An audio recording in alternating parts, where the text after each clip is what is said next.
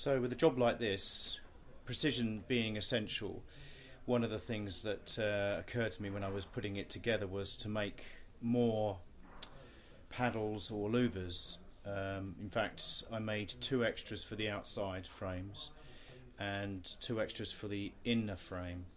So in total there are 4 extra paddles. Now it seems expense, but if for any reason I damage one, or one doesn't work out, or one twists, which bearing in mind being wood, that can happen quite easily, the fallback plan, if you like, is to have additional material. So I'm going to paint them and get them all ready. One of the other final challenges I've got here is this. Now this is the tin to paint, and it's going down from 1 to 13, and one of the challenges I've noticed, what it is, it's shades of a shade, and what that means is that we've got, in fact, it's the most ghastly colour ever, I have to say.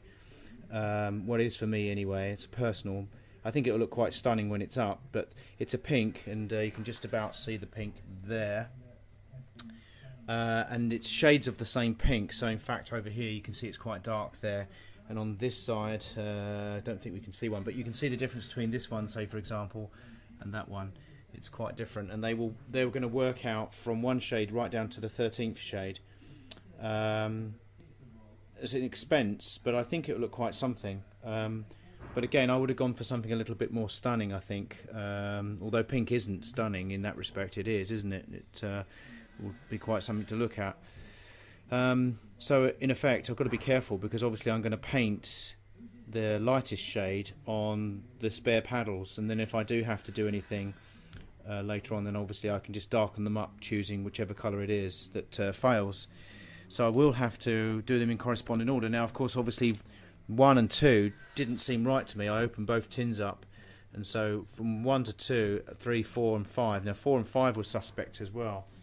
Whether they've marked them up correctly I don't know, but I'm going to have to paint the paddles in situ and then pray that they are the right ones, and if they're not, then obviously I've got to keep an eye on the numbers. So quite exciting stuff really. Not something I'd want to do every day, but you can imagine this is a time consuming thing here. And there we have it. That's the final stage for today, and then tomorrow is basically put them all together, put those little rings into the ends of the paddles, and then put the cement into the actual threads, and then lock it all in place, and then start painting. And we should be on course to finishing the end of this week, or the end of next week, shall I say. Right then.